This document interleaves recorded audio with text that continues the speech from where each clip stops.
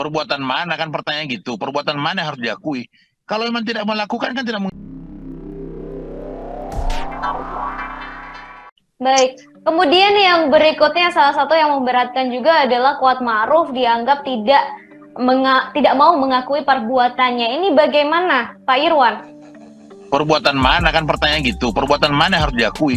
Kalau memang tidak melakukan kan tidak mungkin kita akui. Ma'ruf pun tidak mungkin mengakui sesuatu yang dia tidak lakukan. Maksudnya hakim mungkin dia minta supaya Ma'ruf ini mengakui sesuatu yang keterangan Alizar menyebutkan A, kemudian Ma'ruf mengatakan B, padahal itu B, yang kejadian kan B, misalnya nih B yang peristiwa yang sebenarnya.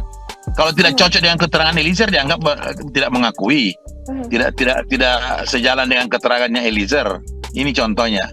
Makanya dalam beberapa hal Kuat Ma'ruf ini dianggap berbohong dan berbelit-belit karena tidak sesuai apa yang diinginkan jawabannya kan. Sementara jawabannya diinginkan A misalnya, Kuat Ma'ruf menyatakan B. Yang kejadian sebenarnya yang dialami itu kan peristiwa B. Nah, bagaimana bisa dianggap bahwa dia ini berbelit-belit dan sebagainya? Nah, itu yang pertama. Yang kedua, Kuat Ma'ruf ini dari penjelasan Asifor, dia ini kan orang yang di bawah rata-rata intelijensinya dengan terdakwa lain. Nah, terdakwa lain ini yang dimaksud ini ada 4 ini kan, yang si Pak Ferdi, Ibu PC, kemudian Ricky dan Eliezer. Nah, dia yang paling di bawah rata-rata intelijensinya menurut hasil Asifor. Nah, ketika mau ditanya, tentu saja dia kan butuh waktu untuk memilih kata-kata yang bisa menjelaskan apa yang harus dijawab. Dan itu hal yang tidak gampang buat Kuat Ma'ruf. Pertama, dia secara pendidikan juga dia hanya tamatan SMA. Dan kemudian dia ini kan memang agak dalam artinya agak lamban dalam menyampaikan sesuatu. Itu yang dianggap hakim ini berbelit-belit, berbohong dan sebagainya. Padahal dia untuk mendapatkan kalimat atau kata-kata untuk menjawab suatu pertanyaan itu butuh waktu, dan tidak semua juga bisa memahami kondisi itu gitu loh. Gitu loh, Mbak. Baik, kemudian Pak Irwan, ini tadi setelah vonis dibacakan untuk Kuat Ma'ruf, tampaknya Kuat Ma'ruf seperti kebingungan begitu. Lalu bagaimana kondisi Kuat Ma'ruf saat ini pasca divonis 15 tahun penjara oleh Majelis Hakim?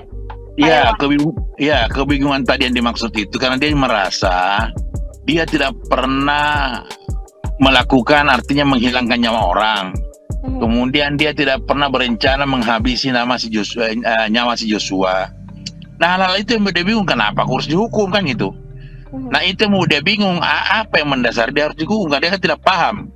Makanya kita menjelaskan bahwa ada upaya hukum lain yang bisa kita lakukan ketika ini kita anggap tidak pada tempatnya putusan ini.